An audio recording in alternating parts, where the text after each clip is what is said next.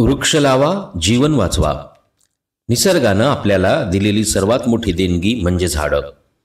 झाडं म्हणजे प्राणवायू, झाडं म्हणजे पाणी, झाडं म्हणजे जीवन. आज आपण वाढत्या जंगलतोडीमुळं आणि प्रदूषणामुळं धोक्यात आलो आहोत. पण या संकटावर एक सोपा उपाय आहे, वृक्षारोपण. प्रत्येकानं एक झाड लावल्यास लाखो झाडं उभं राहू शकतात. निसर्गाचं रक्षण करणं म्हणजे स्वतःचं संरक्षण करणं होय. त्यासाठीच तर म्हणतोय, चला वृक्षारोपण करूया. वृक्षारोपण म्हणजे काय? तर वृक्षारोपण म्हणजे झाडं लावणं आणि त्यांची निगा राखणं. हे फक्त एक काम नाही, ही एक जबाबदारी आहे. का गरजेचं आहे वृक्षारोपण? झाडं कार्बन डायऑक्साईड शोषून घेतात आणि आपल्याला ऑक्सिजन देतात. हवामान बदलांवर नियंत्रण ठेवतात. त्याशिवाय मातीची धूप थांबवतात, मृदा संवर्धन करतात, पूर आणि दुष्काळ यापासून आपलं संरक्षण करतात.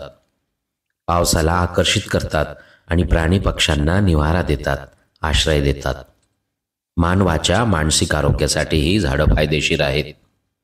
हिरवागार परिसर माणसाला शांतता देतो. वृक्षारोपण कुठं व कसं करायचं?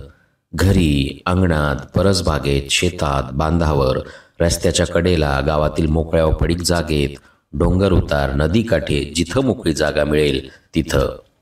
स्थानिक हवामानाला योग्य अशी देशी झाडं लागवडीसाठी निवडता येतील.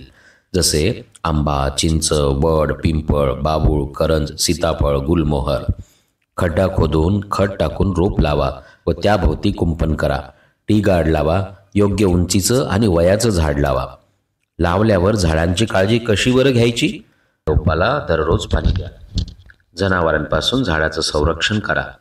दर महिन्याला झाडाजवळचं गवत काढा. कारण झाड लावणं जितकं महत्त्वाचं तितकंच त्याचं जिवंत राहणं महत्त्वाचं आहे.